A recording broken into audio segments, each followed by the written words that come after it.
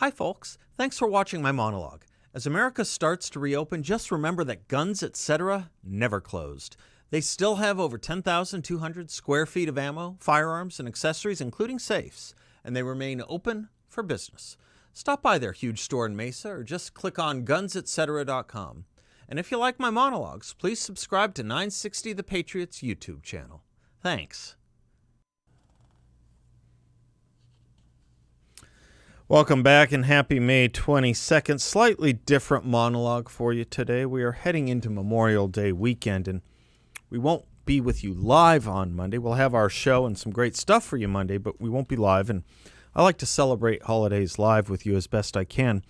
As we have it in the American Patriots Almanac, the last Monday of May is the day we honor Americans who gave their lives in military service. This holiday was originally called Decoration Day and honored soldiers who had died during the Civil War. Immediately after the war, various towns in the North and South began to set aside days to decorate soldiers' graves with flowers and flags. Those earliest memorial observances occurred in Waterloo, New York, Columbus, Mississippi, Richmond, Virginia, Carbondale, Illinois, Boalsburg, Pennsylvania, and several other places. The first widespread observance of Decoration Day came on May 30th, 1868, which Major General John A. Logan proclaimed as a day to honor the dead. General James Garfield, later President of the United States, gave a speech at Arlington National Cemetery in remembrance of fallen soldiers, saying that, quote, "For love of country, they accepted death and thus resolved all doubts and made immortal their patriotism and their virtue." Afterward, 5,000 people helped decorate the graves of more than 20,000 Union and Confederate soldiers. Over the years, the day became an occasion to remember the dead in all American wars and came to be known as Memorial Day. Yesterday was a tradition known as Flags In, where the soldiers of the 3rd U.S. Infantry placed small flags before more than 250,000 gravestones at Arlington National Cemetery. They then patrol 24 hours a day to make sure each flag remains standing throughout the weekend. On Memorial Day, the president or vice president lays a wreath at the tomb of the unknown soldier in the cemetery. According to the U.S. Flag Code, American flags should be flown at half-staff until noon on Memorial Day, then raised to the top of the pole. At 3 p.m. local time, all Americans are asked to pause for a moment of remembrance. Quote, "The sight before us is that of a strong and good nation that stands in silence and remembers those who were loved and who in return loved their countrymen enough to die for them." Close quote. Thus said President Ronald Reagan, Memorial Day 1982, after laying a wreath at the tomb of the unknown soldier in an annual Memorial Day ceremony. The tomb of the unknown soldier stands on a hill overlooking Washington, D.C. and Arlington National Cemetery, one of the most solemn monuments in our country. It honors all of the U.S. soldiers whose remains have never been identified. Beneath the 8-foot-tall white marble tomb lies the body of an unknown soldier from World War I, placed there in 1929. Inscribed on the tomb are the words, "Here rests in honored glory an American soldier known but to God." Tombs of the unknown soldiers from World War II, the Korean War, and the Vietnam War lie nearby. The remains of the Vietnam unknown were identified by DNA testing in 1998, so they were removed and the tomb is now empty. Members of the 3rd U.S. Infantry guard the tomb of the unknown soldier 24 hours a day, 365 days a year. Now, all of this puts me in natural mind of what Ronald Reagan spoke at Arlington National Cemetery on Memorial Day 1986. Talking of those buried there, he said, quote, "They loved America very much. There was nothing they wouldn't do for her, and they loved with the sureness of the young.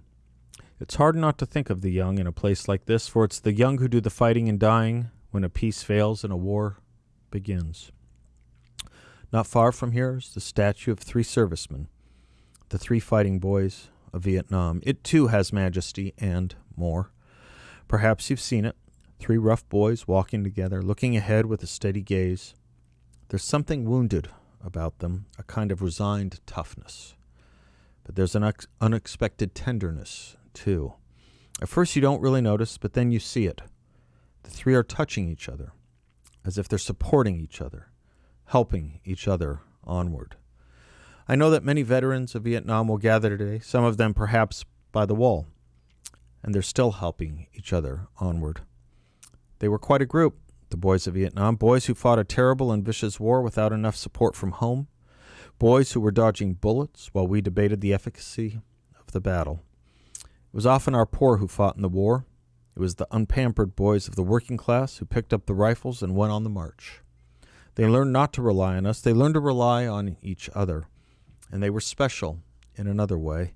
They chose to be faithful.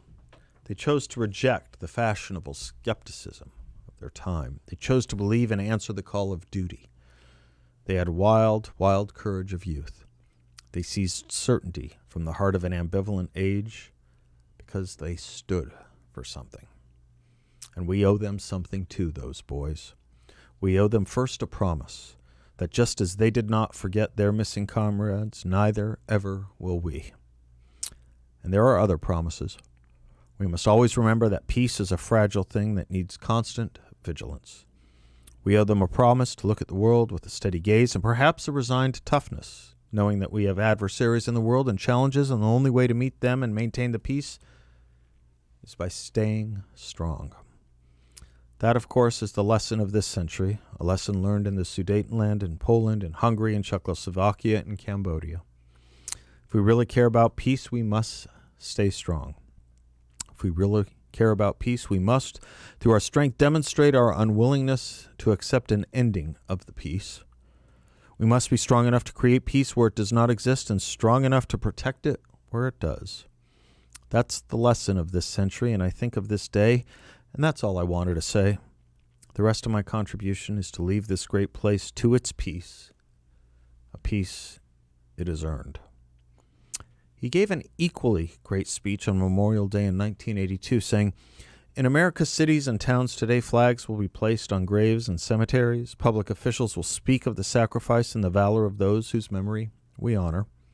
I have no illusions about what little I can add now to the silent testimony of those who gave their lives willingly for their country. Words are even more feeble on this Memorial Day, for the sight before us is that of a strong and good nation that stands in silence and remembers those who were loved and who in return loved their countrymen enough to die for them. Yet we must try to honor them, not for their sakes alone, but for our own. And if words cannot repay the debt we owe these men, surely with our actions we must strive to keep faith with them and with the vision that led them to battle and to final sacrifice.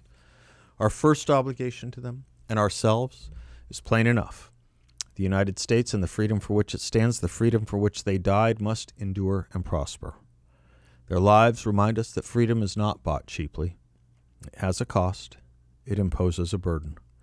And just as they whom we commemorate were willing to sacrifice, so too must we, in less final, less heroic ways, be willing to give of ourselves. Each died for a cause he considered more important than his own life. Well, they didn't volunteer to die.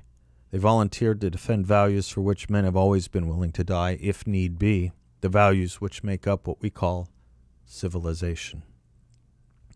And how they must have wished, in all the ugliness that war brings, that no other generation of young men to follow would have to undergo the same experience. As we honor their memory today, let us pledge that their lives, their sacrifices, their valor shall be justified and remembered for as long as God gives life to this nation. And let us also pledge to do our utmost to carry out what must have been their wish, that no other generation of young men will ever have to share their experiences and repeat their sacrifice. Earlier today, with the music that we have heard and that of our national anthem, I can't claim to know the words of all the national anthems in the world, but I don't know of any other that ends with a question and a challenge as ours does. Does the flag still wave over the land of the free and the home of the brave? That is what we must all ask, too.